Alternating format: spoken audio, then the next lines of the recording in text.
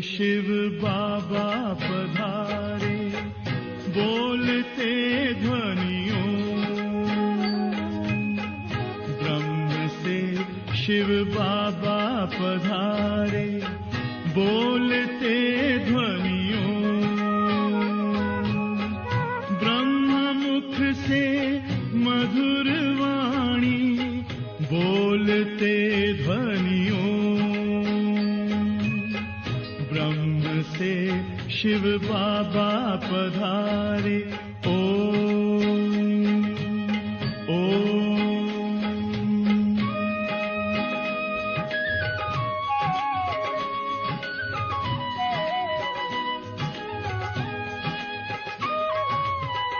ओम की इस मधुर ध्वनि से किया परिवर्तन,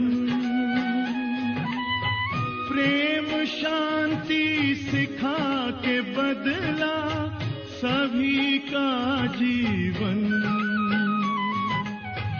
आदि देव प्रजापिता श्री, बोलते ध्वनियों। ब्रह्म मुख से मधुर वाणी, बोलते ध्वनियों। ब्रह्म से शिव बाबा पधारे, ओम ओम।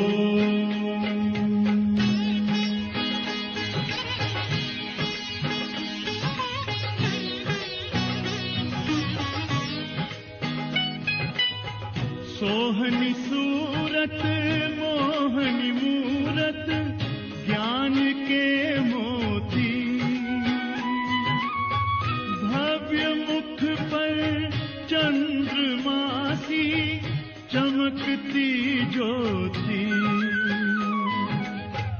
दिव्य दर्शन दिव्य वाणी, बोलते ध्वनियों।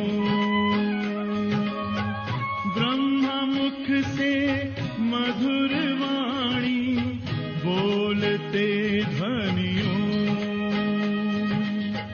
ब्रह्म से शिव बाबा पधारे, ओम ओम।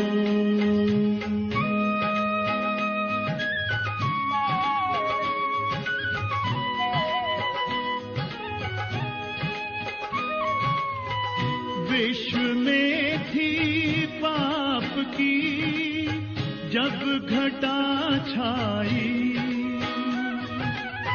तब विभूति आप जैसी धरती पे आई। एक तार में बंध के सारे, बोलते ध्वनियों।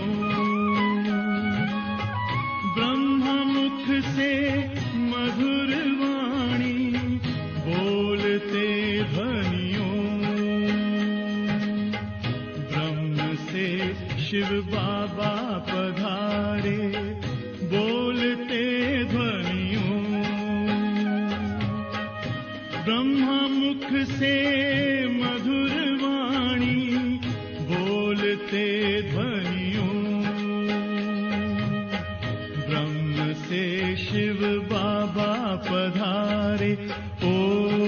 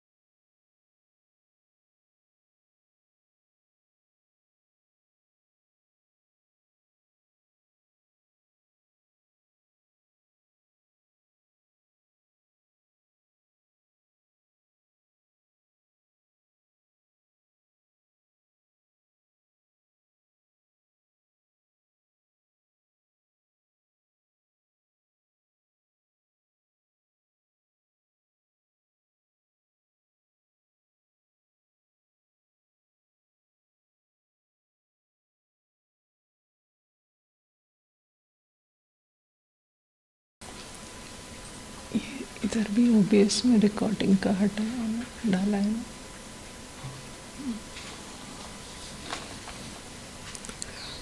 ओम शांति। आज बाबा की 22 तारीख की मुरली है। आज की मुरली में बाबा बता रहे हैं, पूरी मुरली ही आत्माभिमानी अवस्था बनाने की है। पूरी मुरली में बाबा ने एक ही टॉपिक पर फोकस किया है कि ये अभ्यास करो कि मैं भी आत्मा हूँ और मेरे आसपास जो भी मेरे संबंधी हैं वो सब कौन है? आत्मा है। सारा दिन ये पाठ पक्का करो, मैं भी आत्मा और वो भी आत्मा है ना। जैसे ब्रह्मा बाबा ने अभ्यास किया, ऐसे बाबा कह रहा है कि आपको सारा दिन अभ्यास करना पड़ेगा, तब ममत्व निकलेगा। नहीं तो ममत्व निकलना मासी का घर नहीं है, इतना आसान नहीं है ना। इसीलिए ये अभ्यास बाबा आज बता रहे हैं। और वैसे भी अगर आप एक बात भी स्मृति में लाएं कि जब हम सब आत्मा इस धरा पे आए थे तो कैसे आए थे? अकेले आए थे?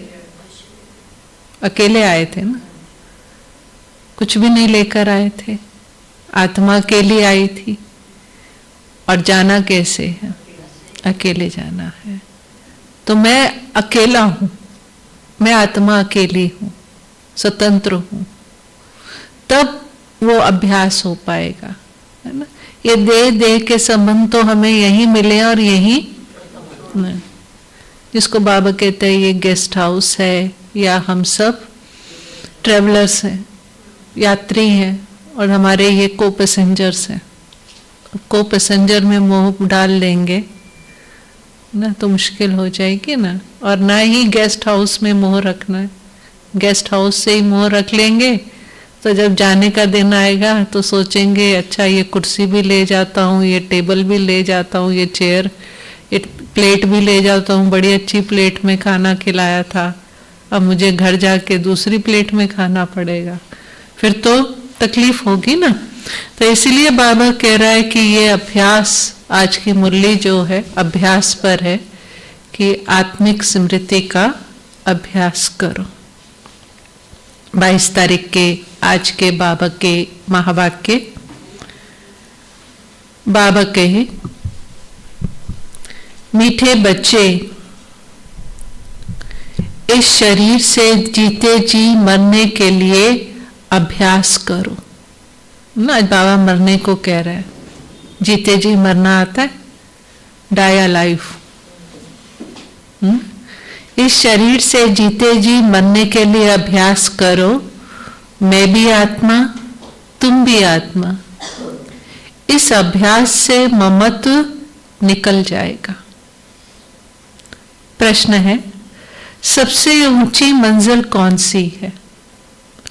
उस मंजिल को प्राप्त करने वालों की निशानी क्या होगी? सभी देहधारियों से ममत्व टूट जाए, यह सबसे ऊंची मंजिल ना। सदा भाई भाई की स्मृति रहे, यही है ऊंची मंजिल ना। इसलिए नष्टो मोहा बहुत ऊंची मंजिल है। चेक करो कहां तक पहुंचे हैं इस मंजिल में। इस मंजिल पर वही पहुंच सकते हैं जो निरंतर देही अभिमानी बनने का अभ्यास करते हैं। अगर देही अभिमानी नहीं तो कहीं ना कहीं फंसते रहेंगे ना। यात्रा है ना। इस यात्रा में माया जो है कहीं ना कहीं हमको फंसाती है। कहाँ फंसेंगे? कहाँ फंसेंगे? या तो अपने शरीर में फंस जाएंगे, अपनी ही देह में फंस जाएंगे। शरीर को कोई कष्ट हुआ तो बस सारा टाइम बुद्धि में क्या आ रहा है? बुद्धि शरीर में चली गई, सारा टाइम बुद्धि की ही चिंता लगी रहेगी, है ना। सारा टाइम शरीर की ही बुद्धि उसी में ही फंसी रहेगी, तो वो फंस जाएंगे वहां, है ना। तो बाबा कहते हैं या तो फंसेंगे अपने शरीर में, या किसी ना किसी मित्र संबंधी के शरीर में फंस जाएंगे। अब उसको कुछ हुआ तो क्या होगा? क्योंकि उससे मेरा मोह है तो क्या होगा? फंसना माना फिर कुछ और नहीं नजर आएगा, ना बाबा नजर आएगा, ना ज्ञान, ना योग, ना सेवा, कुछ नहीं नजर आएगा। क्या नजर आएगा? वही 24 घंटे वही देहधारी बुद्धि में घूमता रहेगा। इसका क्या होगा, इसको ये क्यों हो गया, अब क्या होगा, अब क्या होगा, मेरा क्या होगा। इस सारा टाइम क्या ख्यालात चल रहे हैं? वो देहधारी के। फंस गए, ट्रैप हो गए। अब बुद्धि कहीं और नहीं जा रही, या अपनी देह के ही थॉट्स चले जा रहे हैं। अब वही रिकॉर्डिंग चली जा रही है, वही वही फंस गए, है ना। ये बाबा कहते हैं ये फंस जाते हैं, है ना। फंसे तो नहीं हो, फंसना नहीं, बस ऊपर नीचे होती है अवस्था, वो कोई बात नहीं, थोड़ा बहुत होता है, वो तो कर्मातीत नहीं बने। लेकिन ये नोटिस करो कि हम फंस गए, माना फिर वो एक कदम भी नहीं चल पाएगा, ज्ञान में चल ही नहीं पा रहा है ना। तो वो बाबा कह रहे हैं या तो यहां फंसेंगे या कोई संबंधियों के शरीर में फंस जाएंगे। फिर अब ऐसे फंसे हुए को आप कोई शिक्षा दो, श्रीमत बताओ, क्या होगा? अब कोई फंसा हुआ है, अपनी देह में फंसा हुआ है या देह किसी कहीं फंसा हुआ है, आप बताओ उसका रिएक्शन क्या होगा? उसको या तो वो नाराज हो जाएगा या उसको गुस्सा आएगा, मुझे क्यों बोल रहे हैं, अपने को तो देखें, है ना।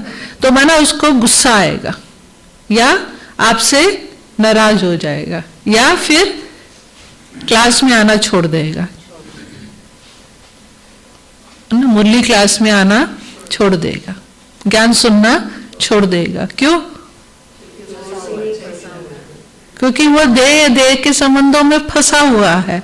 अब आप उसको कह रहे हैं निकलो, उसको तो वही अच्छा लग रहा है, फंसना ही, वही देह के संबंधों में उसको उस मोह में फंसना अच्छा लग रहा है, वो उसकी वो कंफर्ट जोन बन गई है।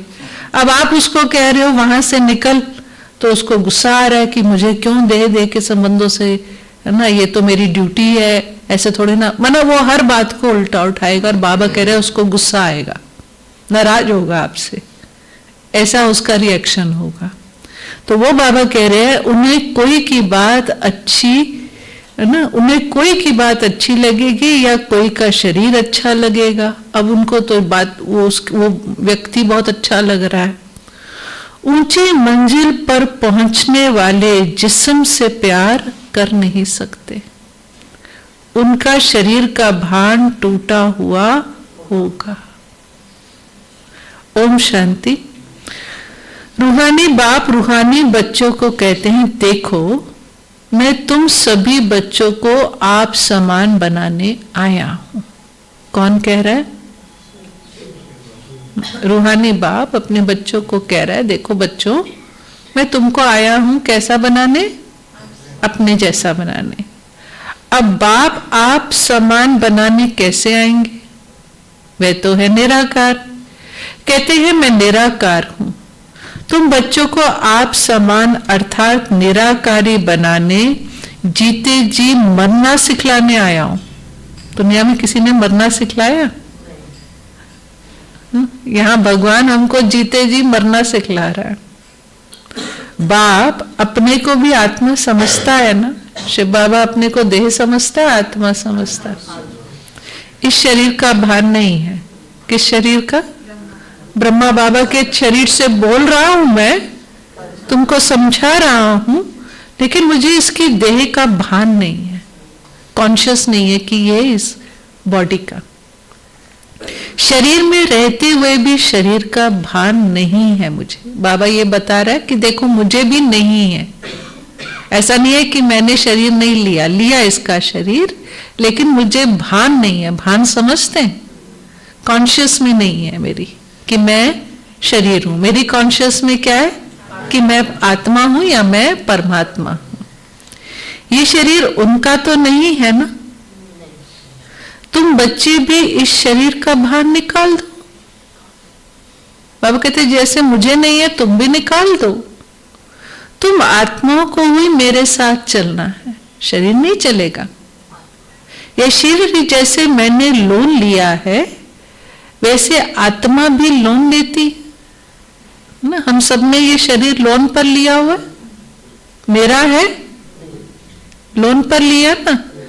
क्यों बाबा कह रहे हैं लोन पर लिया? क्योंकि ये भी एक दिन नश्वर है, ये शरीर नश्वर है, आत्मा अविनाशी है। जो अविनाशी है वही सत्य है। तो बाबा कह रहे तुम भी ये समझो तुमने ये शरीर लोन में लिया। सबने लोन में लिया कि मेरा समझते हो? कुशल पल भाई शरीर लोन पे लिया हुआ है। कितने साल की लीज है ये किसी को पता नहीं है ना? है ये पता नहीं है ये लीज कितने साल की है ना? किसी को भी नहीं पता है कि हमने कितने साल के लिए ये शरीर लोन पे लिया है ना? चलो हम लेकिन जब जन्मदिन आता है तो क्या दुआ देते हैं कि तुम जियो हजारों साल, है ना? चलो हजारों नहीं तो 100 साल की तो लीज, गवर्नमेंट भी 99 इयर्स की लीज पर, है ना? तो सब ये समझो कि 100 साल के लिए बाबा ये शरीर लोन पर लिया है, ऐसा भी। तो बाबा कह रहे हैं तुमने भी ये शरीर लोन पर लिया है पाठ बजाने के लिए। अब कितने शरीर लोन पर लेते आए हो? 84, है ना? तुम जन्म जन्मांतर शरीर लेते आए हो। कितने शरीर लोन पर लिए? जैसे कोई कहता है ना मैंने ये मेरी 5वीं गाड़ी है, मेरी ये 6ठी गाड़ी है, मैंने ना कार लेते हैं ना तो कहते हैं मैंने फर्स्ट कार ये ली थी, सेकंड ये ली थी, थर्ड ये ली थी। या मकान भी कई लोग चेंज करते हैं। तो उसी तरह से बाबा कहते हैं तुम जन्म जन्मांतर शरीर लेते आए हो। अब जैसे मैं जीते जी शरीर में हूं परंतु मैं भी न्यारा अर्थात मरा हुआ हूं, डिटैच हूं इस शरीर से। मरना शरीर छोड़ने को कहा जाता है ना। तुमको भी जीते जी इस शरीर से मरना है। मैं भी आत्मा, तुम भी आत्मा। तुमको भी मेरे साथ चलना है या यहाँ ही बैठना है? बाबा पूछता है बच्चे बताओ चलना है बैठना है? किसी का मन है बैठने का? बता दो बाबा को। बाबा ने अभी मुझे बैठना है। तो बाबा पूछता है चलना है या बैठना है? जैसे कोई कहीं जाते हैं ना, कहते हैं अब चलो रात हो गई, चलना है कि यहीं बैठे रहना है? तो बाबा भी पूछता है बच्चे चलना है कि अब ये कलयुगी रूपी रात में बैठे रहना है? चलना है ना। तुम्हारा इस शरीर में जन्म जन्मांतर का मोह है। हर जन्म हमको नया शरीर मिला और जो शरीर मिला, जो संबंधी मिले उसके मोह में हम फंसते रहे।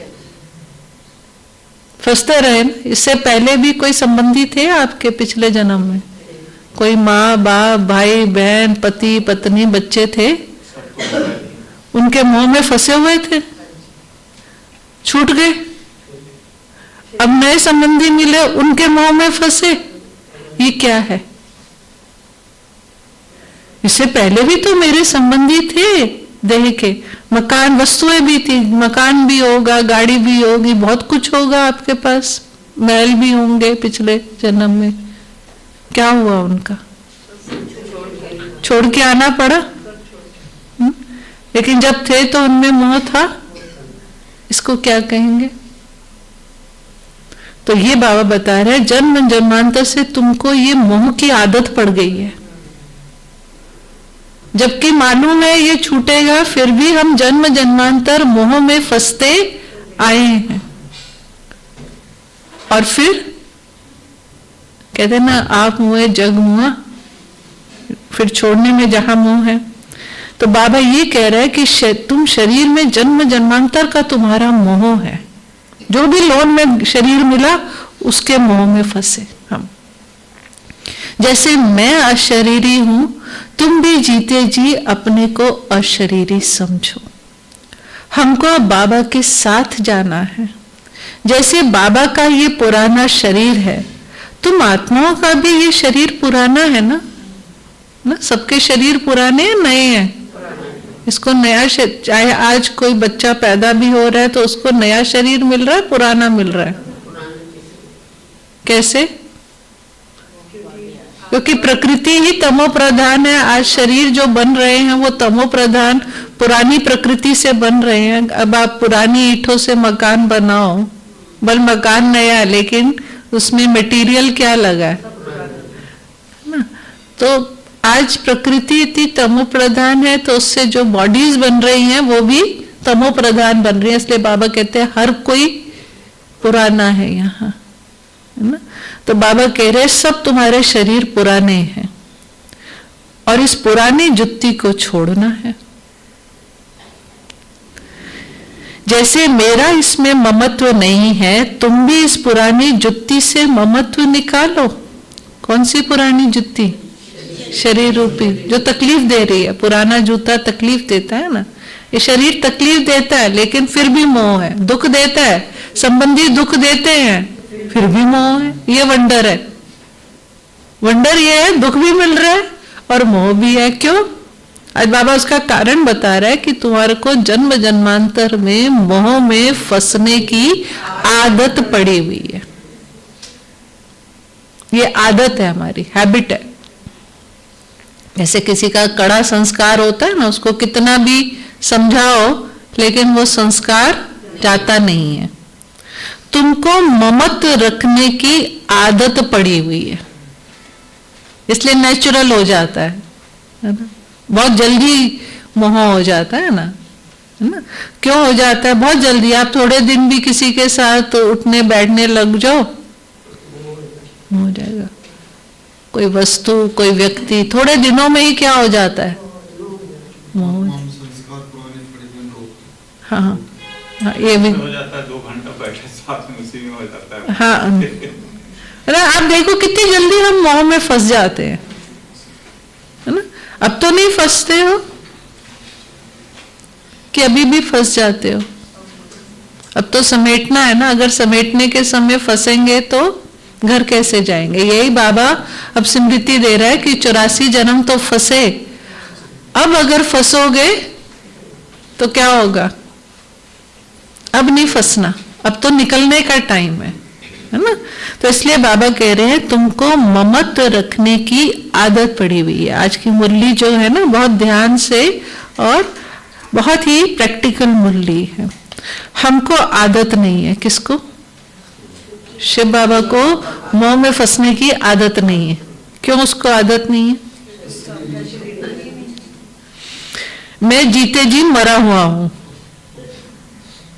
तुमको भी जीते जी मरना पड़ेगा, तब मोह खत्म होगा। माना मोह इतना आसान नहीं है जीतना। मोह जीत बनने के लिए मरना पड़ेगा, जीते जी मरना पड़ेगा, तब आप मोह को जीत पाएंगे। मेरे साथ चलना है? पूछता है बाबा। चलना है बाबा के साथ कि यहाँ रावण के साथ रहना है? राम के साथ चलना है कि रावण के पास रहना है? तो प्रैक्टिस करो, ये जैसी मेरे जैसी प्रैक्टिस करो, मेरे जैसा बनो, तभी तो मेरे साथ चलोगे। शरीर का कितना भान रहता है बात मत पूछो। बाबा कहते हैं अब आत्मा में शरीर से इतनी अटैचमेंट है कि बात मत पूछो। शरीर रोगी हो जाता है तो भी आत्मा उसको छोड़ती नहीं है। रोगी शरीर को भी आत्मा छोड़ती नहीं है। मोह है ना, इससे ममत्व निकालना पड़े। हमको तो बाबा के साथ जाना है जरूर, अपने को शरीर से न्यारा समझना है। इसको ही जीते जी मरना कहा जाता है। अपना घर ही याद रहता है। तुम जन्म जन्मांतर से इस शरीर में रहते आए हो, इसलिए तुमको मेहनत करनी पड़ती है ना? ये बाबा जो बाबा बता रहा है आदत पड़ जाती है, ये आप देखोगे। जैसे कोई मकान भी होता है, चाहे आप उस मकान में किराए पर रह रहे हो, है ना? कुछ साल बाद क्या हो जाता है ना? छोड़ने को नहीं करता। वो दीवारों से भी मोह हो जाता है ना? वो दीवारें भी बड़ी प्यारी लगती है, उनको छोड़ने का मन नहीं करता है। तो माना हमारे को हर चीज से मोह बहुत जल्दी हो जाता है, इसलिए तकलीफ होती है। यही बाबा कह रहे हैं कि हमारे अंदर ये आदत पड़ चुकी है और इस आदत को परिवर्तन करने में मेहनत है, जीते जी मरना पड़ता है। मैं तो इसमें आता हूं टेम्पररी, किसमें? ब्रह्मा बाबा में। तो मरकर चलने से अर्थात अपने को आत्मा समझकर चलने से कोई भी देहधारी में ममत्व नहीं रहेगा। अक्सर करके किसी ना किसी का किसी में मोह हो जाता है। कहीं ना कहीं बाबा कहते हैं, बाबा देखता है कहीं ना कहीं मोह हो जाता है। होता है, होता ही है। अब उसी आत्मा से मोह क्यों होता है? होता ना, जैसे कई बच्चे होंगे आपके ना, 2 बच्चे होंगे, 3 बच्चे होंगे, लेकिन एक से है ना, ऐसा होता है। संबंधियों में भी किसी का माँ में मोह होता है, किसी का बाप में मोह होता है, वस्तुओं में भी होता है, धन में मोह होता है ना? तो बहुत मोह बहुत फैला हुआ है। तो बाबा कहते हैं कि कहीं ना कहीं किसी ना किसी में मोह हो जाता है, बस उनको देखने बिगर रह नहीं सकते। फिर जरा सा उनको कुछ होगा तो बुद्धि परेशान होनी शुरू हो जाती है, रह नहीं सकते उनको देखे बिना। ये देहधारी की याद एकदम उड़ा देनी चाहिए, क्योंकि मंजिल बड़ी ऊंची है और यही सबसे बड़ा क्या है, वो यही टग ऑफ वॉर चलती है ना, चलती है ना ये टग ऑफ वॉर। कैसे? बाबा अपनी तरफ खींचता है, मोह जिसमें मोह है ना। जैसे बाबा क्या कहता है, जल्दी जल्दी अशरीरी बनो, है ना। जैसे कोई बहुत फास्ट चल रहा जिसके होगा, आप उसके साथ चलेंगे तो वो क्या कहेगा, जल्दी चलना, फास्ट चलना। आप धीरे चल रहे हो तो वो आपको क्या बोलेगा, है ना। और जो स्लो चलने वाले के साथ चलेंगे तो कहेगा क्या जल्दी जल्दी चल रहा है, थोड़ा धीरे धीरे चलना। वो आपको पीछे खींचेगा, है ना। तो ज्ञान मार्ग में भी ऐसे होता है।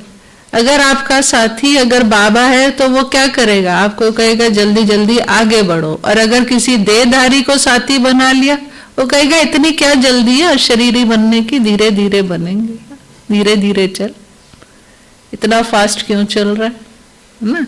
तो बाबा को साथी बनाएंगे, ये है। तो वो बाबा कह रहे अगर देहधारी में मोह होगा तो वो आपको आगे बढ़ने नहीं देगा, आपको पीछे खींचता रहेगा, मंजिल ऊंची है। खाते पीते जैसे कि इस शरीर में हुई नहीं, यह अवस्था पक्की करनी है। अगर किसी ने यह अवस्था पक्की कर ली, कौन सी अवस्था? देह में रहते हुए देह का भान खत्म कर दिया, कहां पहुंचेगा वो? तब 8 रत्नों की माला में आप आ सकते हैं, अष्ट रत्न बन सकते हैं। ब्रह्मा बाबा ने इसी पुरुषार्थ से रत्न बना ना रत्न। कैसे बना? ब्रह्मा बाबा का मुख्य पुरुषार्थ क्या था?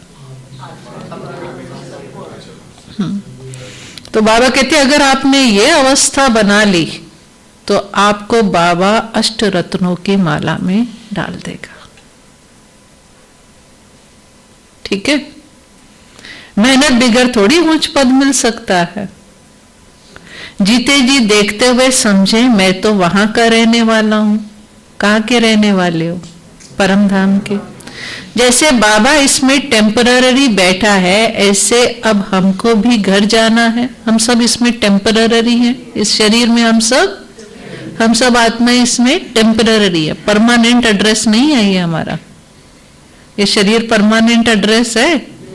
किसी भी आत्मा का परमानेंट एड्रेस ये शरीर नहीं है। 50 साल ज्यादा से ज्यादा 100 साल तक ये एड्रेस रहेगा, फिर उसके बाद एड्रेस चेंज हो जाएगा। ड्रेस भी चेंज हो जाएगी, एड्रेस भी चेंज हो जाएगा। ड्रेस चेंज हुई और एड्रेस चेंज हुआ, है ना।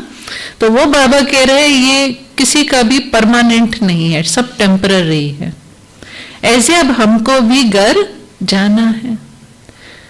जैसे बाबा का ममत्व नहीं है, वैसे हमको भी इसमें ममत्व नहीं रखना है। बाप को तो इस शरीर में बैठना पड़ता है। बाबा कहते हैं मुझे कोई इस शरीर में कशिश नहीं है, लेकिन मुझे इस शरीर में बैठना पड़ता है। क्यों? तुम बच्चों को समझाने के लिए। तुमको वापस चलना है, चलना है नहीं चलना? कि डर लग रहा है? कोई पुल है, नीचे कुछ खींच रहा है? सेकंड के लिए सोचो, कोई खींच है नीचे?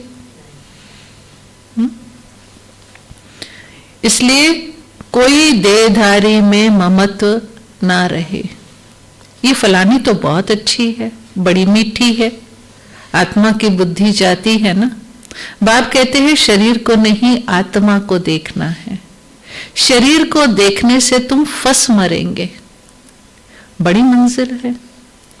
तुम्हारा भी जन्म जन्मांतर का पुराना ममत्व है ना। कई बार जो सुनाने वाली होती है उसी में हो जाता है ना। एक बार हमको किसी ने कहा आपने उसको क्यों बिठाया है, आप सुनाओ ना मुरली। हमने कहा क्यों, भगवान की मुरली है, कोई भी सुनाए। तुम देहधारी को क्यों देखते हो? भगवान की मुरली है ना, चाहे मैं सुनाऊं चाहे कोई छोटी कन्या सुनाए, मुरली किसकी है? अगर ऐसा सोचते तो इसका मतलब किसको देखा? देह को देखा। मुरली तो भगवान की है ना। इसका मतलब आपकी स्मृति में ये नहीं है कि हम भगवान की मुरली सुन रहे हैं, आपकी स्मृति में है हम इस बहन की मुरली सुन रहे हैं। यही फेल हो गए, है ना। तो वो बाबा कहता है कि ये बहुत अच्छी है, ये अच्छी नहीं है, इसकी मुरली अच्छी नहीं, उसकी मुरली अच्छी। क्या आपको भगवान की मुरली सुननी है? तो इसका मतलब कहीं ना कहीं देह में फंसे हैं। शरीर को देखने से तुम फंस मरेंगे। बड़ी मंजिल है। तुम्हारा भी जन्म जन्मांतर का पुराना ममत्व है। बाबा का तो ममत्व नहीं है। बाबा कहते हैं मुझे किसी में ममत्व, प्यार है, प्यार का सागर है, मोह का सागर नहीं है वो। भगवान प्यार का सागर है और हम क्या बन चुके हैं इस समय? हम मोह के सागर बन चुके। और मोह विकार है। और मोह विकार है। क्यों विकार है मोह विनोद भाई? दुख देता है। दुख देता, जो दुख दे वो काटा है। मोह दुख देता है, अनुभव है कितना दुख देता है, फिर भी छूटता नहीं है, फिर भी छूटता नहीं है। की आदत पड़ी हुई। और उसकी आज बाबा विधि बता रहा है। अब यही तो छूट नहीं जाना ना हमको, क्योंकि मेरी आदत है इसलिए। अब वो तो अज्ञान में कहेंगे, अब बाबा विधि बता रहा है इस मोह से छूटने के लिए ये प्रैक्टिस करो। जहां मोह जाए तुरंत अपने आप को स्मृति दिलाओ, नहीं ये आत्मा है, ये भी बाबा का बच्चा है, मैं भी आत्मा हूं, तब मोह खत्म। ये बाबा बता रहे हैं। बाबा का ममत्व नहीं है, तब तो सुनो बहुत अच्छी बात बता रहे हैं बाबा। ममत्व वाला कुछ नहीं कर पाएगा। ममत्व वाला जिसमें मोह है उसको सहयोग भी नहीं दे पाएगा। दे पाएगा? जैसे हम कहते हैं सर्जन जो है सारी दुनिया का ऑपरेशन कर लेगा, अपने बेटे का करने में उसके हाथ कांपेंगे। मोह तो कमजोर बना देता है, आपकी डिसीजन मेकिंग खत्म कर देता है। आप रॉन्ग डिसीजन ले लेंगे मोह के वश, है ना। इसीलिए धृतराष्ट्र ने क्या कहा? धृतराष्ट्र मोह में अंधा होकर के उसने रॉन्ग डिसीजंस लिए। किसमें अंधा था वो? थे उसके नलायक बच्चे, 100 के 100 नलायक थे, कोई भी लायक नहीं था, लेकिन नलायकों में मोह था, इसलिए उनको सत्ता देना चाहता था, जबकि अंदर से समझता था ये सारे नलायक हैं। तो नलायकों को सत्ता क्यों देना चाहता था वो? धृतराष्ट्र मोह में अंधा हो रखा था। तो मोह अंधा कर देता है ना, तो डिसीजन मेकिंग रॉन्ग हो जाती है। तो इसलिए बाबा कह रहा है मेरे अंदर ममत्व नहीं है, तब तो तुम बच्चों को सिखलाने आया हूं। आप कभी भी मोहवश डिसीजन लो, आपका डिसीजन रॉन्ग होगा। किसी भी व्यक्ति में, वस्तु में मोहवश होकर डिसीजन लो, आप हमेशा रॉन्ग डिसीजन लेंगे। इसलिए बाबा क्या कहता है ना कि अशरीरी, साइलेंस में जाकर, योग में युक्त होकर, बाबा को साथी बनाकर डिसीजन लो, निर्णय करो। मोह वाला गलत डिसीजन लेगा। बाप खुद कहते हैं मैं तो इस शरीर में नहीं फंसता हूं, तुम फंसे हुए हो और मैं फंसा हुआ नहीं हूं, इसलिए तो सिखला रहा हूं। अगर मैं भी फंसा हुआ हूं तो मैं तुम्हें ये ट्रेनिंग नहीं दे पाता, ये सिखला नहीं पाता, और मैं फंसा हुआ नहीं हूं इसलिए मैं तुमको छुड़ाने आया हूं। अगर मैं भी फंसा हुआ होता तो तुमको छुड़ा नहीं पाता। तुम्हारे 84 जन्म पूरे हो गए हैं, अब शरीर के भान से निकलो। देही अभिमानी होकर ना रहने से तुम कहीं ना कहीं फंसते रहेंगे। कोई की बात अच्छी लगेगी, कोई का शरीर अच्छा लगेगा, तो घर में भी उनकी याद आती रहेगी। जिस्म पर प्यार होगा तो हार खा लेंगे, ऐसे बहुत खराब हो जाते हैं। बाप कहते हैं स्त्री पुरुष का संबंध छोड़ अपने को आत्मा समझो। यह भी आत्मा, हम भी आत्मा। आत्मा समझते समझते शरीर का भार निकलता जाएगा। बाप की याद से ही विक्रम भी विनाश होंगे। इस बात पर तुम अच्छी तरह से विचार सागर मंथन कर सकते हो। बाबा ने आज टॉपिक दे दिया विचार सागर मंथन करने का। कौन सा? हाँ, शरीर के भान से निकलने का, विक्रम। इस पर विचार सागर मंथन करने बगैर तुम उछल नहीं सकेंगे। यह पक्का होना चाहिए। कौन सी बात? बाबा कहते हैं अपनी बुद्धि में पक्की तरह से धारण कर लो कि हमको बाप के साथ जाना है जरूर। किसी ने भी यहां रहना नहीं है, जाना है जरूर। कहते हैं ना एज सर्टन एज डेथ, बोलते भी हैं, है ना। तो बाबा कहते ये बात पक्की कर लो कि तुम सब आत्माओं को मेरे साथ जाना है जरूर, छोड़ूंगा नहीं, लेके जाऊंगा। मूल बात है याद की। 84 का चक्र पूरा हुआ, फिर शुरू होना है। इस पुरानी देह से ममत्व नहीं हटाया तो फंस पड़ेंगे, और फंस गए तो बाबा वेट करेगा। अच्छा बच्चे निकल जाओ, मैं अभी कर रहा है, अभी फिर भी टाइम दिया हुआ, अभी वेट कर रहा है वो। अच्छा बच्चे निकल जाओ, निकल जाओ जहां फंसे हुए हो, मैं वेट कर रहा हूं। फिर एक टाइम तो ऐसा आएगा ना कि फिर वो वेट नहीं करे। जो फंसे होंगे फिर उनको कौन निकालेगा? धर्मराज आएगा, फिर बाप नहीं आएगा। अभी बाप है, वो प्यार से निकाल रहा है, बच्चे निकल जाओ। फिर आएगा कौन निकालने? फिर धर्मराज कैसे निकालेगा? वो तो अब मालूम ही है, धर्मराज तो फिर धर्मराज ही है। इसलिए बाबा कहते हैं ममत्व नहीं हटाया तो फंस पड़ेंगे, या तो अपने शरीर में या कोई मित्र संबंधियों के शरीर में फंस पड़ेंगे। तुमको तो किसी से भी दिल नहीं लगानी है। दिल लगाई तो दिल लगाई, किसी भी देहधारी से दिल लगा के देखा है आपने? लगाई है दिल ना? लगाई है ना, भाई बोलते नहीं है नहीं लगाई है। कौन ऐसा होगा जिसने किसी देहधारी से दिल नहीं लगाई होगी? कोई ऐसा बैठा है यहाँ जिसने किसी देहधारी से दिल ना लगाई हो? कोई भी नहीं होगा। माँ बाप भाई बहन है ना, कहीं ना कहीं दिल। फिर क्या हुआ? मरीज बने, दुखी हुए कि नहीं हुए? हुए कि नहीं हुए? फिर क्या हुआ? बहुत बार दुखी हुए, फिर दोबारा दिल लगाए, फिर दुखी हुए, चलता रहा। तो बाबा कह रहा है कि इसलिए बाबा कह रहे हैं अब किससे दिल लगानी है?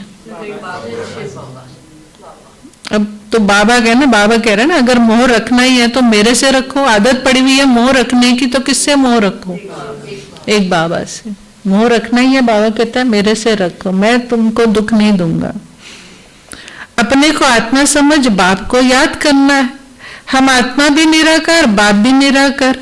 आधा कल तुम भक्ति मार्ग में बाप को याद करते आए हो ना, कैसे वो भी बता रहा है। हे प्रभु, कैसे याद किया?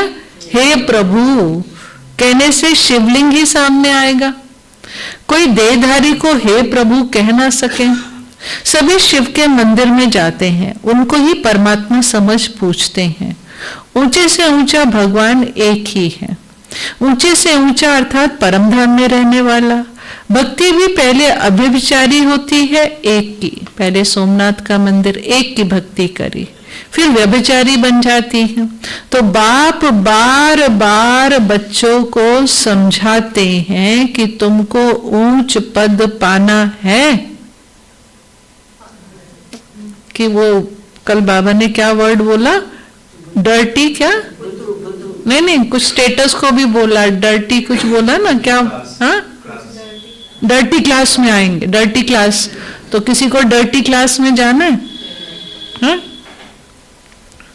डर्टी क्लास में जाने के लिए तो मेहनत ही नहीं है, वो बोलेगा भी नहीं, वो तो ऑटोमेटिकली चला जाएगा।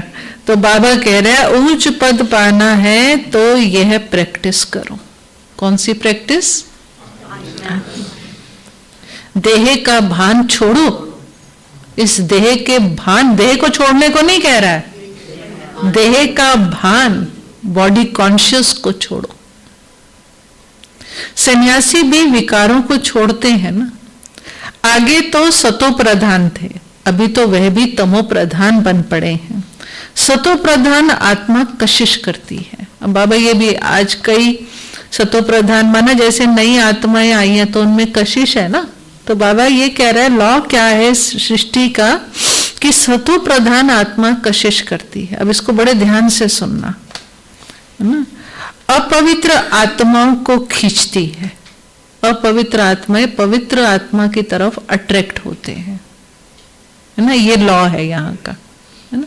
जैसे छोटा बच्चा अट्रैक्ट करता है सन्यासियों के प्रति, गुरु जो सतो, है ना, जो बाबा कहते हैं जो रियल सन्यासी हैं उनमें अपनी एक कशिश, तभी तो इतने फॉलोअर्स उनके पीछे पीछे। और ये हमने देखा है कि कुछ तो है उनमें। क्या है उनमें? पवित्रता। चलो बाबा का परिचय नहीं है लेकिन पवित्रता तो है। ऐसे तो नहीं कि इतने फॉलोअर्स उनके पीछे भाग रहे हैं। तो पवित्रता में कशिश होती है, ये बाबा लॉ बता रहा है।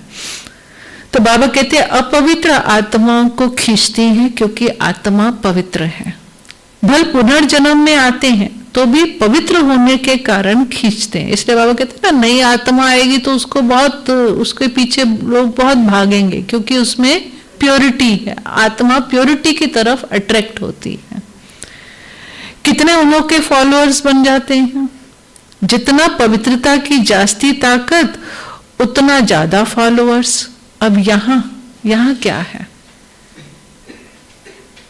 यहाँ क्यों आत्माएं खींची आ रही हैं? जीवात्मा बताओ, कौन खींच रहा है सबको? शिव बाबा। बाबा ये बता रहे हैं यहां जो खींचे आ रहे हैं वो खींचने वाला कौन है? शिव बाबा। शिव बाबा की कशिश में यहां आत्माएं आ रही, क्योंकि शिव बाबा से पवित्र तो कोई सन्यासी भी नहीं है। सन्यासी की भी पवित्रता शिव बाबा के आगे कैसी है? वो तो सूर्य है और वो तो छोटे छोटे दिए हैं। ये बाबा बता रहा है कि जो इतनी आत्माएं इधर अट्रैक्ट हो रही हैं वो एक्चुअल में खींचने वाला कोई ब्रह्मा कुमार ब्रह्मा कुमारी ना, ब्रह्मा भी नहीं है। बाबा आज कह रहा है एक्चुअल में खींचने वाला है ये कशिश जो है वो शिव बाबा की है। आप लोगों को कशिश होती है? कशिश होती है?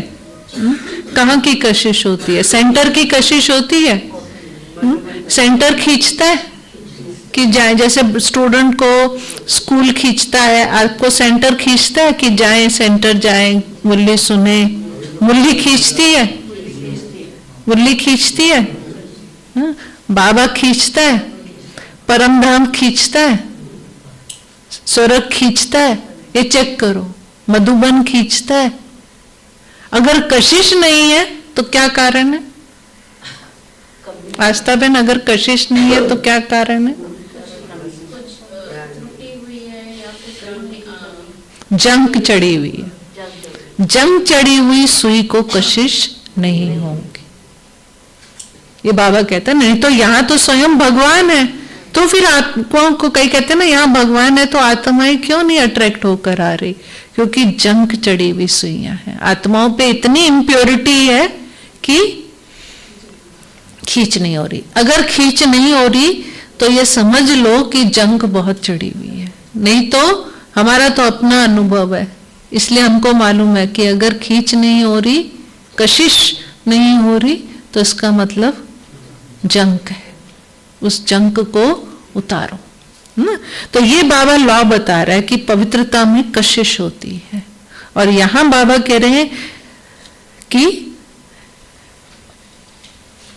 ये बात तो है एवर प्योर।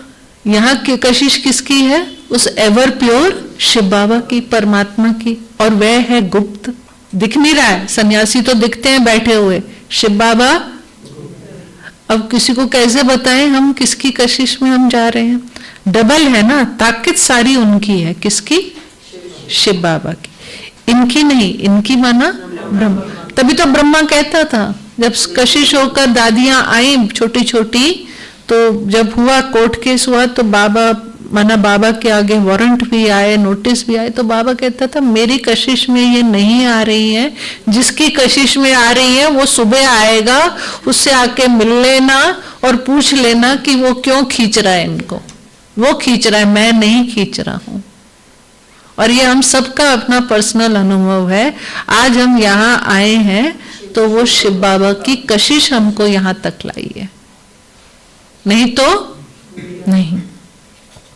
तो बाबा कहता है कि इस ब्रह्मा की नहीं, शुरू में भी तुमको उसने कशिश की। किसने? शिव बाबा ने। इस ब्रह्मा ने नहीं, क्योंकि वह तो एवर प्योर है। कौन? शिव बाबा। तुम कोई इनके पिछाड़ी नहीं भागे हो। ये कहते हैं मैं तो सबसे जास्ती पूरे 84 जन्म प्रवृत्ति मार्ग में रहा, तो यह तो तुमको खींच ना सके, क्योंकि यहाँ तो वो तो 84 जन्मों के बाद आत्मा में वो पवित्रता वाली कशिश नहीं रही, लेकिन कशिश किसमें? शिव बाबा में। बाप कहते हैं मैंने तुमको खींचा है। सुना कि आप अपने आप आए? ये फील होता है कि हमें कोई खींच रहा है? कि कोई तो खींच रहा है हमें, नहीं तो हम कैसे आ रहे हैं यहाँ? ये फीलिंग है अक्षय भाई? कोई तो खींच रहा है ना। ये कौन? इसका मतलब हमारी डोर। भले सन्यासी पवित्र रहते हैं, परंतु मेरे जैसा पवित्र तो कोई भी नहीं होगा। किसके जैसा? वह तो सब भक्ति मार्ग के शास्त्र आदि सुनाते हैं, मैं आकर तुमको सब वेदों शास्त्रों का सार सुनाता हूँ। चित्र में भी दिखाया है, विष्णु की नाभि से ब्रह्मा निकला, फिर ब्रह्मा के हाथ में शास्त्र दिखाए हैं। अब विष्णु तो ब्रह्मा द्वारा शास्त्रों का सार सुनाते नहीं हैं, वो तो विष्णु को भी भगवान समझ लेते हैं। बाप समझाते हैं मैं इन ब्रह्मा द्वारा सुनाता हूँ, मैं विष्णु द्वारा थोड़ी समझाता हूँ। कहाँ ब्रह्मा, कहाँ विष्णु? ब्रह्मा कहाँ है, विष्णु कहाँ है?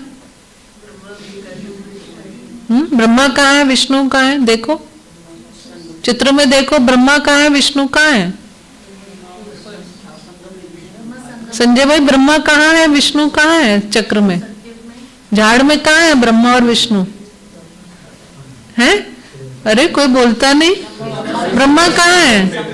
ब्रह्मा संगम युग में है और विष्णु कहाँ है? सतयुग में है। तो बाबा ये कह रहे हैं कहाँ ब्रह्मा कहाँ विष्णु, तो दोनों तो मिलते ही नहीं है आपस में, तो वो उसके शरीर से कैसे ज्ञान सुना सकता है?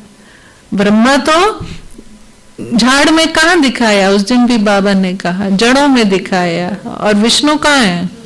सतयुग में है। और विष्णु तो एक्चुअल में लक्ष्मी नारायण का कंबाइन फॉर्म है। तो बाबा कहते हैं ये दोनों को मिक्स कैसे कर दिया, है ना। तो वो बाबा कह रहे ब्रह्मा से विष्णु बनते हैं, कितना टाइम लगता है, ब्रह्मा को विष्णु बनने में कितना टाइम लगता है। ये राकेश भाई, ब्रह्मा को विष्णु बनने में कितना टाइम लगता है। शिव कुमार भाई, ब्रह्मा को विष्णु बनने में कितना टाइम लगा।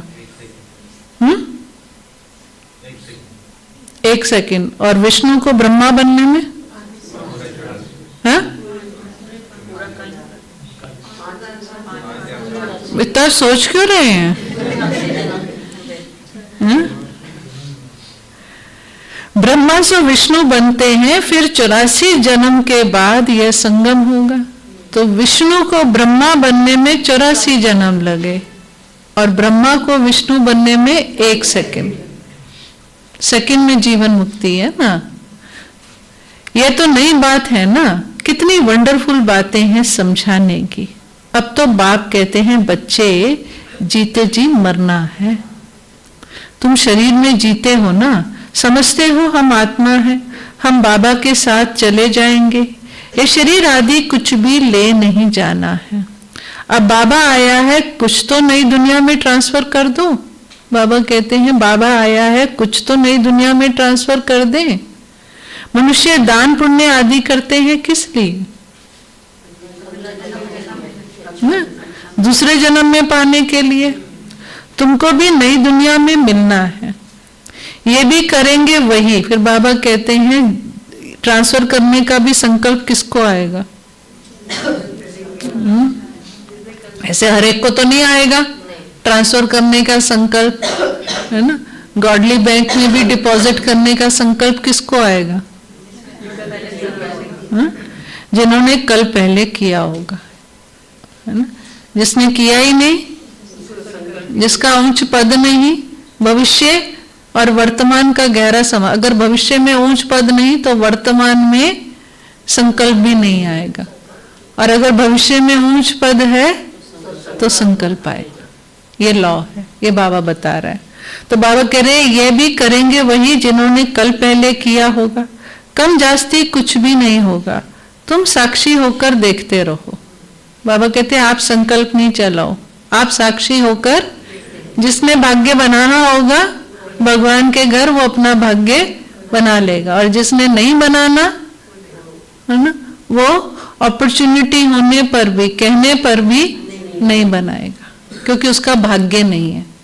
वर्तमान में खा रहे हैं, लेकिन भविष्य बना ले, भविष्य तो कुछ करेंगे तो भविष्य बनेगा ना, बिना करे तो भविष्य नहीं बनेगा। तो ये बाबा कह रहे हैं अगर नहीं करते हैं तुम साक्षी होकर देखते रहो। कुछ कहने की भी उनको दरकार नहीं रहती, कुछ कहो भी नहीं। क्यों? अगर उसका भाग्य ही नहीं है भविष्य में, वो कहने से भी क्या करेगा, नाराज ही होगा, करेगा तो कुछ नहीं और ही नाराज होगा। इसलिए बाबा कहते हैं कहने की जरूरत नहीं, क्योंकि उसका भविष्य ही नहीं है तो वो कुछ नहीं करेगा। फिर भी बाप समझाते हैं, अच्छा और भी बाप समझाते हैं, जो कुछ करते हो, अच्छा कोई करता भी है, एक तो है वो जो करते ही नहीं है ना, और बाबा कहते हैं अगर कुछ करते हो तो वो भी उससे भी भाग्य बने, उसके लिए क्या टेंशन रखना है। तो उसका भी अहंकार नहीं आना चाहिए। मैंने इतना करा बाबा के घर में, मैं इतना करती हूँ, मैं इतना करता हूँ, इतनी सेवा करता हूँ, इतनी हड्डियां लगाते हैं, हम इतना बाबा के घर में तन मन धन से सहयोग देते हैं। बाबा कहते हैं है ना, तो ये आया तो क्या होगा, गया। बाबा कह रहे अहंकार नहीं आना चाहिए। हम आत्मा ये शरीर छोड़कर जाएंगे, वह नई दुनिया में जाकर नया शरीर लेंगे। गाया भी जाता है राम गयो रावण गयो। रावण का परिवार कितना बड़ा है, तुम तो मुट्ठी भर हो। ये सारा रावण संप्रदाय है, तुम्हारा राम संप्रदाय कितना थोड़ा होगा, कितना होगा विनोद भाई? 9 लाख। इसलिए 9 लाख का गायन है ना, 9 लाख तारे 9 लखा हार, है ना। तो 9 लाख बाबा कहते हैं राम संप्रदाय है। तुम धरती के सितारे हो ना, माँ बाप और तुम बच्चे।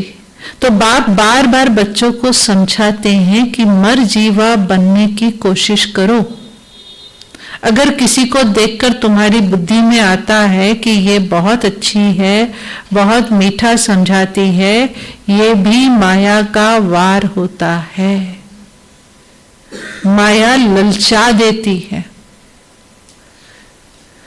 उनकी तकदीर में नहीं है तो माया सामने आ जाती है। अब कितना भी समझाओ तो क्या होगा, है ना। अब किसी के ऊपर माया का वार हो रखा है, आप उसको समझाओ, क्या होगा। ना समझे तो अलग बात है। बाबा कह रहे हैं आपके ऊपर गुस्सा करने लग जाएगा, आपसे गुस्सा हो जाएगा, नाराज हो जाएगा, गुस्सा करेगा, मुंह लटका लेगा, मूड ऑफ कर लेगा, ये सब करेगा। क्यों? क्योंकि वो माया में फंसा हुआ है आत्मा। तो बाबा कहते हैं कितना भी समझाओ तो उसे गुस्सा लगेगा। गुस्सा लगेगा माना उसको बुरा लगेगा, फीलिंग आएगी। क्या नहीं समझते? क्या नहीं समझते? क्यों गुस्सा लगा?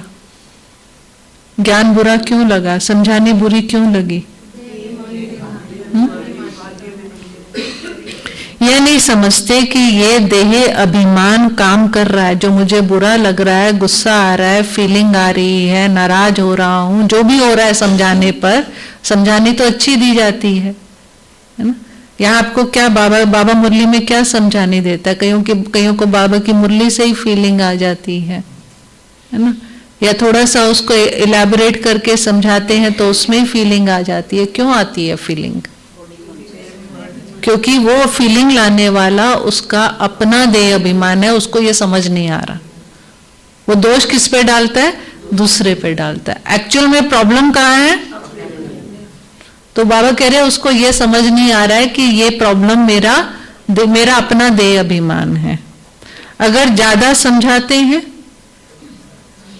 अब दिख तो जाता है कि इसको देह अभिमान तंग कर रहा है, समझा रहे हैं तो भी और ही अवस्था बिगड़ती जा रही है ना। तो क्या करें?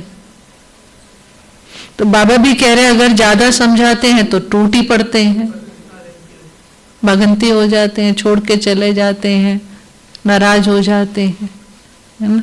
तो बाबा कहते हैं टूट पड़ते हैं, इसलिए प्यार से चलाना पड़ता है। फिर सोचते हैं अच्छा चलो ठीक है, बीच बीच में कभी बोल दिया, कभी इग्नोर कर दिया, कभी प्यार से समझा दिया, कभी इनडायरेक्टली लेकिन दिखता तो है, किसी का छुपता तो नहीं है कि इसकी क्या अवस्था है। अवस्था किसी की छुपती नहीं है। अब किसी से दिल लग जाती है, अब पता चलता है इसकी दिल लगी हुई है कहीं देहधारी में, हाँ? पता लगता है? नहीं पता लगता, हाँ? पता तो लग जाता है कहीं देहधारी में फंसे हुए हैं। तो बात मत पूछो, पागल हो जाते हैं। अब उनको बोल दो मत लग उस देहधारी में तो पागल ही हो जाएंगे। माया एकदम बेसमझ बना देती है। इसलिए बाप कहते हैं कभी कोई के नाम रूप में नहीं फंसना। मैं आत्मा हूं और एक बाप जो विदेही है उनसे ही प्यार रखना है, यही मेहनत है। कोई भी देह में ममत्व ना हो। ऐसे नहीं घर में बैठे भी वे ज्ञान देने वाली याद आती रहे, बहुत मीठी है, बहुत अच्छा समझाती है। अब कहीं बहन में ही फंस जाते हैं तो बाबा कहते हैं अरे बाबा उसको क्या कह रहा है, अगर कोई बहन में फंस जाए, निमित्त टीचर में फंस जाए, है ना, उसके मोह में फंस जाए, है ना, उसके प्रति मोह माना कैसा, उसके प्रति अट्रैक्ट हो रहे हैं, है ना। एक रिस्पेक्ट रिगार्ड वो चीज अलग है। ये बाबा जो बात कह रहा है कि उसके प्रति कशिश हो रही है, उसके प्रति अट्रैक्ट हो रहे हैं। अब ये क्या है? अरे मीठा तो ज्ञान है, मीठी आत्मा है, शरीर थोड़ी मीठा होता है। देखो बाबा कैसे बोलता है बच्चों को, बात करने वाली भी आत्मा है। कभी भी शरीर पर आशिक नहीं होना है। आजकल तो भक्ति मार्ग बहुत हो गया है। आनंदमय माँ को भी माँ माँ करते याद करते रहते हैं। अच्छा बाप कहाँ है? वर्षा बाप से मिलना है या माँ से मिलना है? माँ को भी पैसा कहाँ से मिलेगा? सिर्फ माँ माँ कहने से जरा भी पाप नहीं कटेंगे। बाप कहते हैं माम एकम याद करो, नाम रूप में नहीं फंसना है, और ही पाप हो जाएगा। क्योंकि बाप का कैसे पाप हो जाएगा? नाम रूप में फंसने से बाबा कहते हैं आप पाप करेंगे। कैसे? बाबा इसको पाप कह रहा है।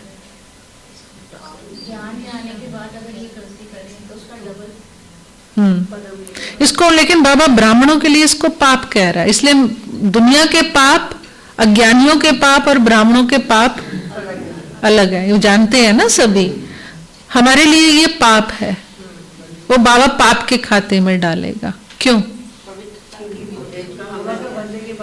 चलो मना पवित्रता की बात नहीं है यहाँ पर। मना ऐसा नहीं है कि उन्होंने कोई काम महाशत्रु में फंस गए, चलो वो भी नहीं हुआ, लेकिन नाम रूप में फंसे हैं, इसको बाबा पाप कह रहा है।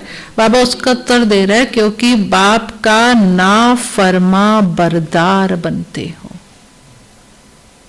अवज्ञा, भगवान की अवज्ञा कर दी, और बड़ी अवज्ञा है ये, छोटी नहीं है। समझे? अब ये ऐसे सूक्ष्म सूक्ष्म पाप ब्राह्मणों के इकट्ठे हो जाते हैं, है ना? तो वो बाबा इसलिए वार्निंग दे रहा है कि तुमने मेरी अवज्ञा करी, ना फरमाबरदार बनते हो। फिर खुशी कैसे रहेगी? है ना? फिर खुश नहीं रह पाते, उमंग उत्साह नहीं रहता। क्यों? खुशी ना धन से मिलेगी ना मांगने से मिलेगी। खुशी तो एक ब्लेसिंग है जो भगवान से मिलती है जब उसकी श्रीमत पर चलते हैं। बहुत बच्चे भूले हुए हैं। बाबा कहते हैं क्यों याद दिलाता हूं ये सब बातें? तुम ये बातें भूल जाते हो। बाप समझाते हैं मैं तुम बच्चों को लेने आया हूं और जरूर लेकर जाऊंगा। सुना? लेने आया हूं और जरूर लेकर जाऊंगा, इसलिए कह रहा हूं मेरे को याद करो। एक मुझे याद करने से ही तुम्हारे पाप कटेंगे।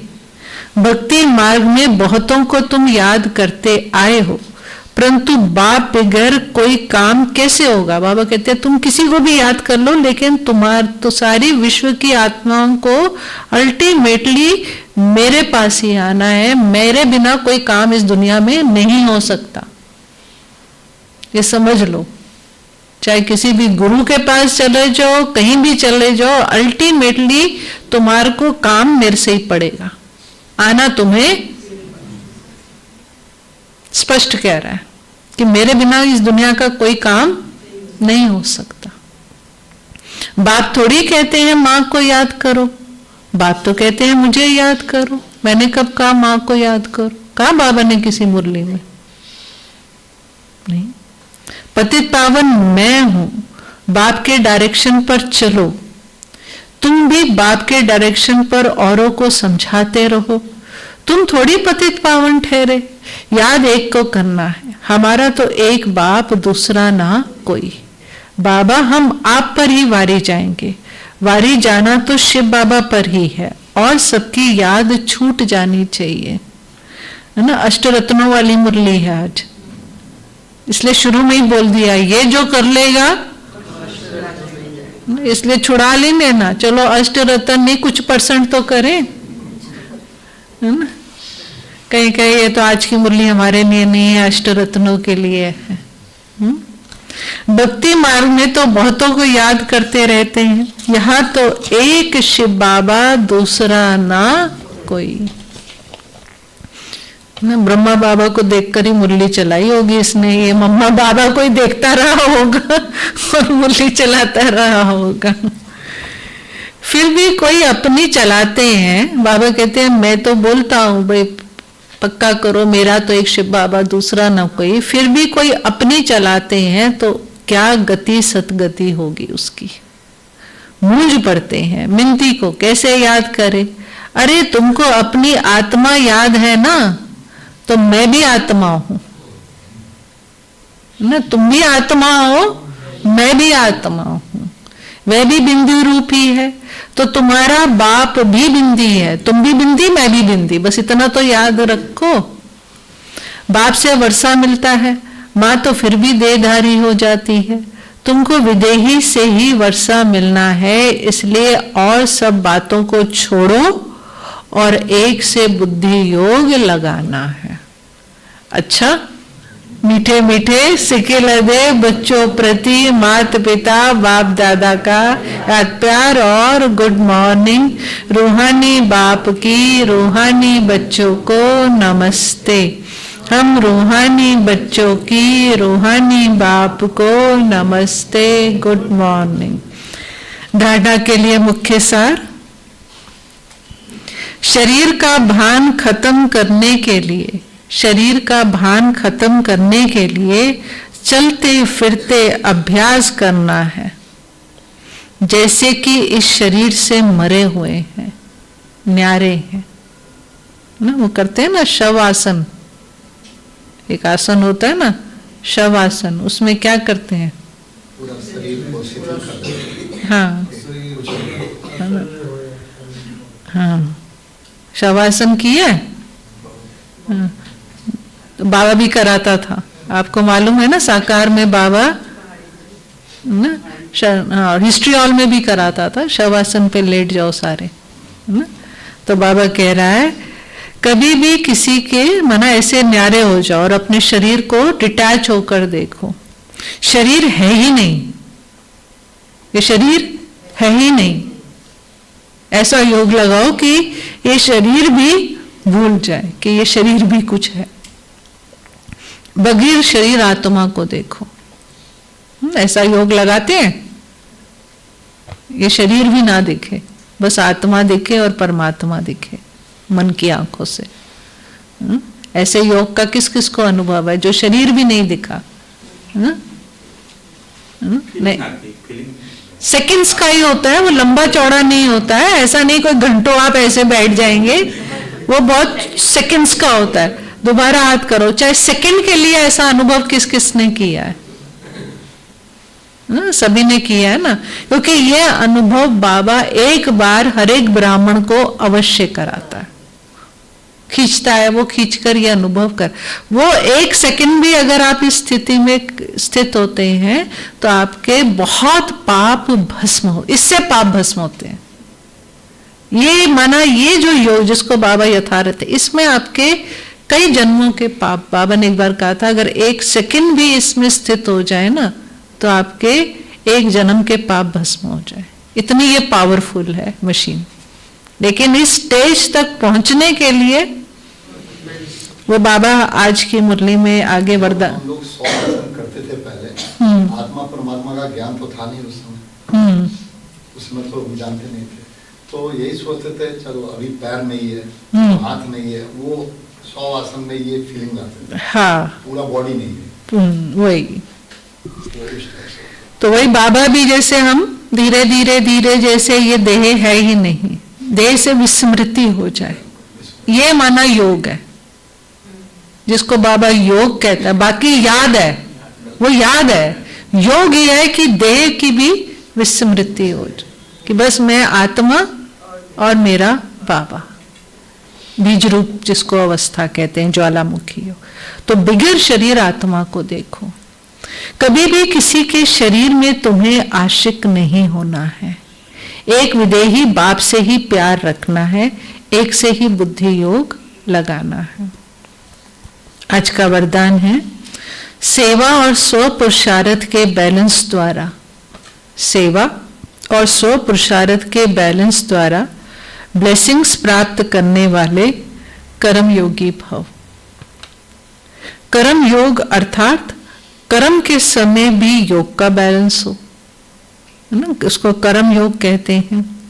सेवा अर्थात कर्म और स्व पुरुषार्थ अर्थात योग युक्त, कर्म भी कर रहे हैं और साथ साथ मेरा स्व पुरुषार्थ भी चल रहा है, उसको कर्म योग कहते हैं। स्व पुरुषार्थ माना, स्व क्या है? आत्मा। पुरुषार्थ माना पुरुष अर्थ में स्थित होना, तो स्व पुरुषार्थ माना मैं आत्मा पुरुष अर्थ में स्थित होने का अभ्यास कर रही हूं। पुरुष किसको कहते हैं? आत्मा। तो कर्म करते हुए भी, सेवा करते हुए भी मेरे अंदर, क्योंकि यहां पर कुछ भी स्थूल नहीं है, आपको नष्टो मोहा बनना है, ये आपका पर्सनल आंतरिक पुरुषार्थ है। बाहर तो आपको जैसे व्यवहार में आ रहे हो वैसे आना है, किसी से किनारा भी नहीं करना। ये सारा आपका अपना सूक्ष्म आंतरिक पुरुषार्थ है, इसमें बाहर से कुछ भी नहीं है। बाहर से तो आप व्यवहार में भी आएंगे, कर्म में भी आएंगे, सबसे बातचीत भी करेंगे, सब कुछ करना है, कोई सन्यासी थोड़ी ना बनना है, लेकिन ये अंदर ही अंदर अपने आप को नष्टो मोहा बनाना है। तो उसके लिए बाबा कह रहे हैं सेवा अर्थात कर्म और स्व पुरुषार्थ अर्थात योग युक्त, इन दोनों का बैलेंस रखने के लिए एक ही शब्द याद रखो कि बाप करावनहार है और मैं आत्मा करनहार हूं, है ना, कि बाबा करवाने वाला है और मैं आत्मा करने वाली हूं। यह एक शब्द बैलेंस बहुत सहज बनाएगा और सर्व की ब्लेसिंग मिलेगी। जब करनहार के बजाय अपने को करावनहार समझ लेते हो कि मुझे ही करना है, तो भारी हो जाते हो। मुझे करना है, भारी हो जाओगे। करावनहार वो है, मैं तो बस निमित्त हूं, ट्रस्टी है, जिसको बाबा ट्रस्टी भी कहता है। तो जब करनहार के बजाय अपने को करावनहार समझ लेते हो तो बैलेंस नहीं रहता और माया अपना चांस ले लेती है ना। कैसे चांस लेती है? फिर माया आपको टेंशन में लाएगी, है ना, आपको टेंशन होगी, है ना। ये क्या, माया ने चांस ले लिया, टेंशन में ला दिया ना, तो चांस ले लिया माया ने। क्योंकि हमने क्या गलती करी, टेंशन क्यों हुई? हमने करावनहार की जगह, है ना, बाबा करावनहार की जगह स्वयं को करावनहार समझ लिया, तो गए, ये गड़बड़ हो गई। स्लोगन है नजर से निहाल करने की सेवा करनी है तो बाप दादा को अपनी नजरों में संभालो। तो आज की मुरली से विशेष यही होमवर्क लें, आज सारा दिन यही अभ्यास करें। एक तो ये चेक करें कि मेरा कहाँ कहाँ मोह है, किस किस देहधारी में मोह है ना, और जहां मोह है वहां पर विशेष अटेंशन दे कि इस आत्मा, क्योंकि वही अंत में नीचे खींच लेगा, ऊपर उड़ने नहीं देगा। क्योंकि बाबा ने कहा मैं लेने आया हूं और तुमको अब नष्टो मोहा करना है। और उसके लिए बाबा ने अभ्यास बताया कि मैं भी आत्मा, ये भी आत्मा। उसके लिए विशेष अभ्यास करो। जैसे ब्रह्मा बाबा का जहां मोह था वहां बाबा ने अभ्यास किया कि ये आत्मा है, ये यशोदा नहीं है, मेरी युगल नहीं है, ये आत्मा है। तो जैसे वो, उसी तरह से कोई हमारा सबसे, तो सारी दुनिया से थोड़ी ना मोह हो जाएगा, करोड़ों आत्माएं सब, वो कुछ एक दो सेलेक्टेड होंगे आपके, है ना, सबके कोई ना कोई एक, जो बाबा ने कहा कहीं नहीं, वहां देखो, वहां पर अब प्रैक्टिस करो। ऐसे थोड़ी ना हर एक आत्मा के लिए आप प्रैक्टिस करते रहेंगे, क्योंकि बाकियों में हमारा या कहीं व्यक्ति वस्तु में है क्या। तो आज विशेष ये अपनी चेकिंग करके और विशेष अभ्यास कर। ओम शांति। बाबा को भूख लगाए।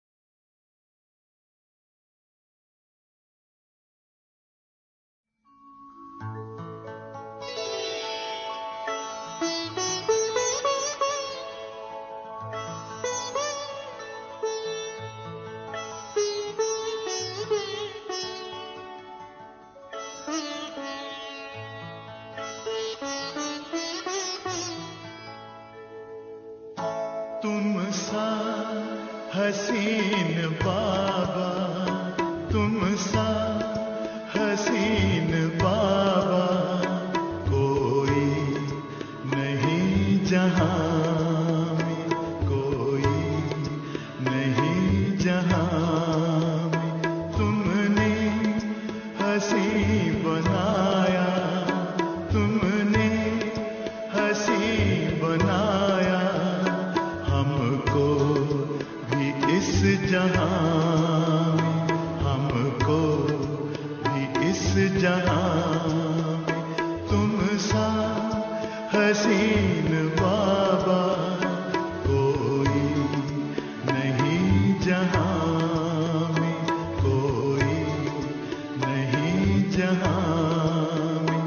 तुम सा हसीन बाबा।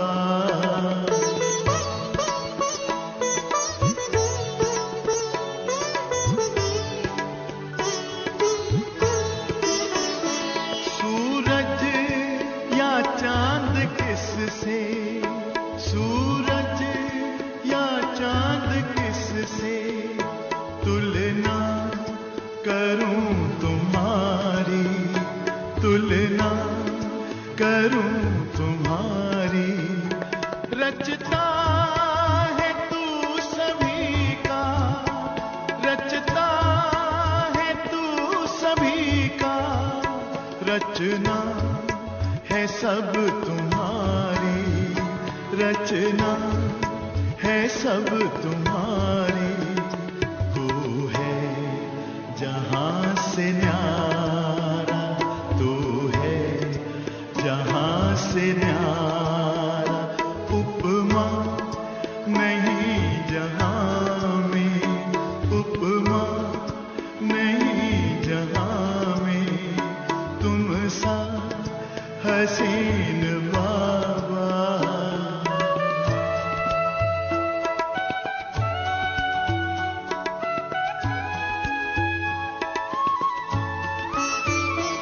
नजरें पड़ी जो तुम पर, नजरें पड़ी जो तुम पर। हटने का नाम ना ले, हटने का नाम ना ले। पलकों के डाल पर दे, पलकों के डाल पर दे। दिल में कहीं छिपा ले, दिल में कहीं छिपा ले। खो जाए तुझ में बाबा, खो जाए तुझ में बाबा। लौटे ना इस जहां में, लौटे ना इस जहां में। तुम सा हसीन बाबा।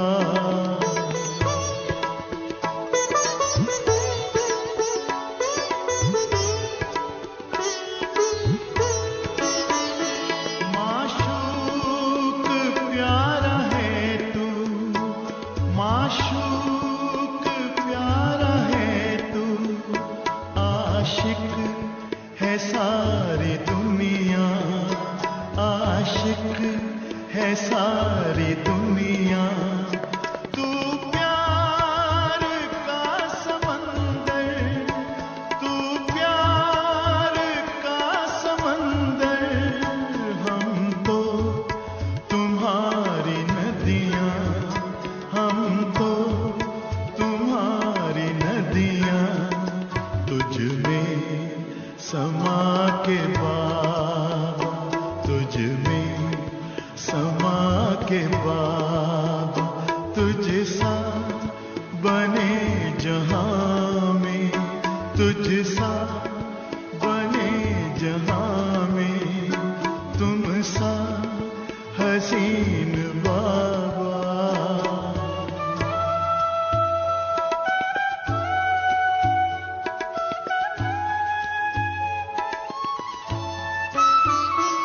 ये प्यार है रूहानी, ये प्यार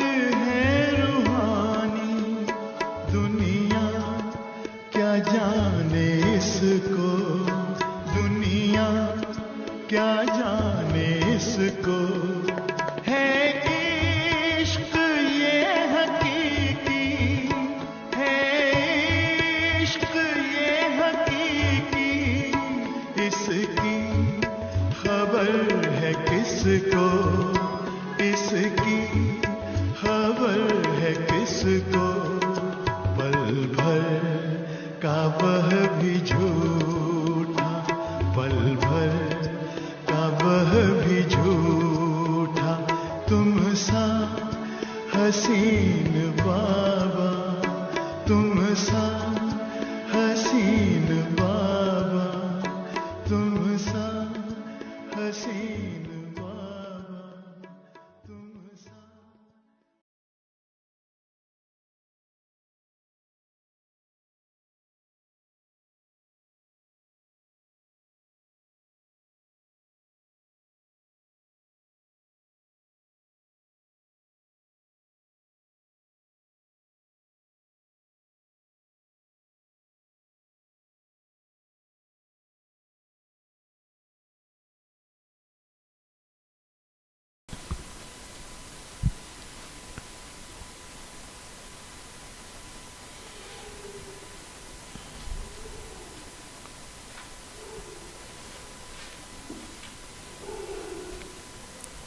ओम शांति।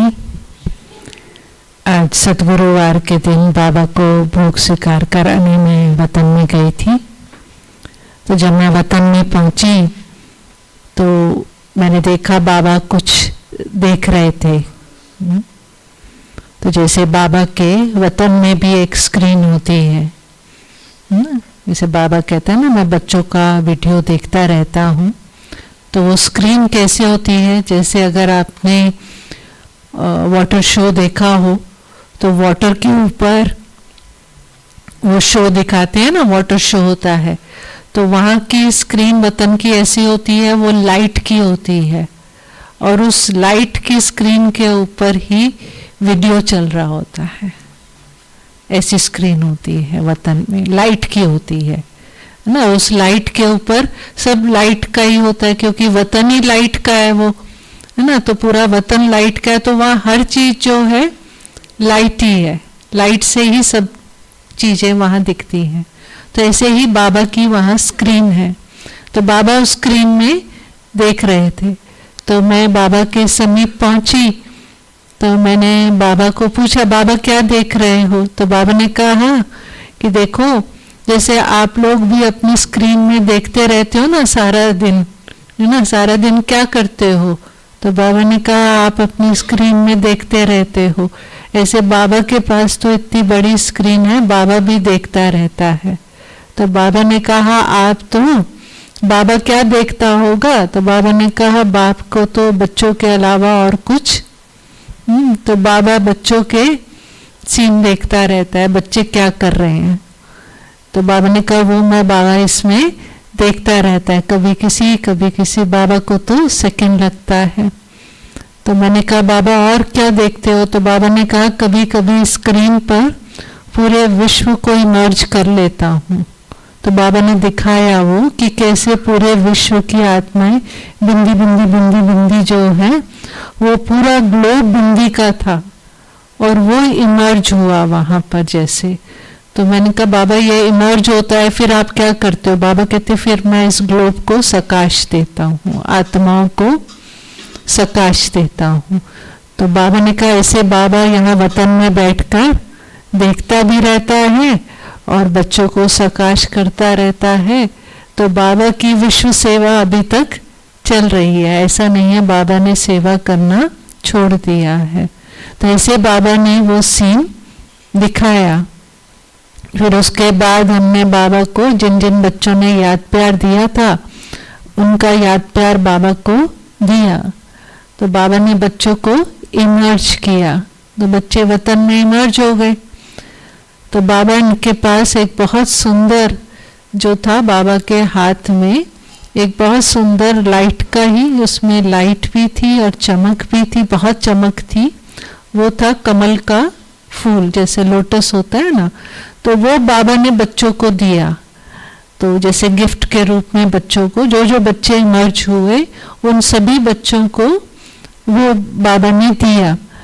तो बाबा से बच्चों ने पूछा बाबा ये आज आपने ये गिफ्ट दिया है तो इसके पीछे क्या मैसेज है, क्या है?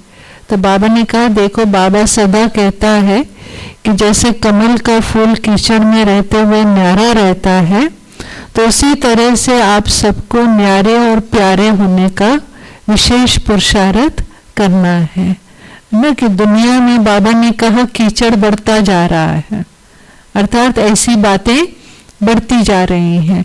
लेकिन आपका पुरुषार्थ क्या रहना चाहिए? आपको हर बात में न्यारे भी रहना है और प्यारे भी रहना है, तभी आप हर समस्या का समाधान निकाल पाएंगे। तो बाबा ने कहा समस्याएं हैं, बातें हैं जो बाबा के पास बच्चों की आती हैं, लेकिन उन सब बातों का समाधान तभी निकल पाएगा जब आप न्यारे और प्यारे होकर उस समस्या को देखेंगे। लेकिन अगर आप खुद उस समस्या के प्रभाव में आ जाएंगे, फंस जाएंगे, तो आपको उसका समाधान नहीं मिलेगा। इसलिए कमल फूल के समान न्यारे और प्यारे होकर हर समस्या का जब आप समाधान ढूंढेंगे तो आपको बाबा की टचिंग भी आएगी कि बच्चे ऐसे करो।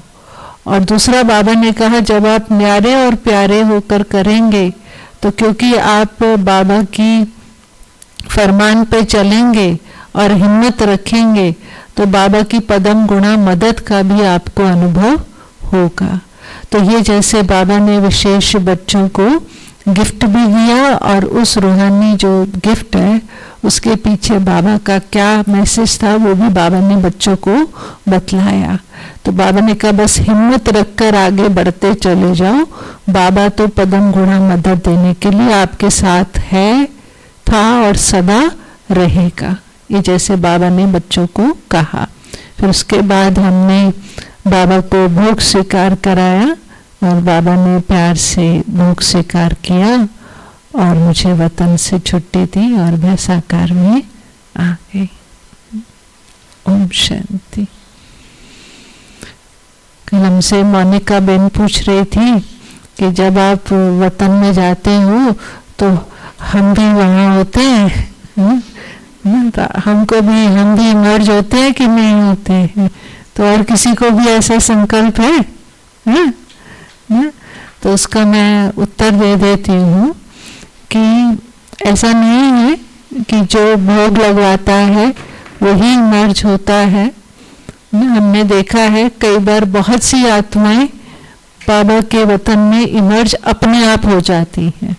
उनको इमर्ज करना नहीं पड़ता है, वो अपने आप स्वतः ही इमर्ज हो जाती हैं। तो ऐसा कुछ नहीं है, ऐसा नहीं सोचे। ज्यादातर कई बार तो पूरी की पूरी सभा इमर्ज हो जाती है, कभी कैसा कभी कैसा, है ना, वैरायटी है। लेकिन हाँ इमर्ज होते हैं और कई बार अचानक भी कई ऐसी आत्माएं इमर्ज हो जाती हैं कि जिनका मुझे संकल्प भी नहीं होता। तो मैं समझ जाती हूँ कि आज बाबा इस बच्चे को विशेष कुछ देना चाहता है ना। अब मुझसे ये नहीं पूछना कि कब कौन इमर्ज होता है, क्योंकि ये मेरे लिए बड़ा मुश्किल हो जाएगा बताना।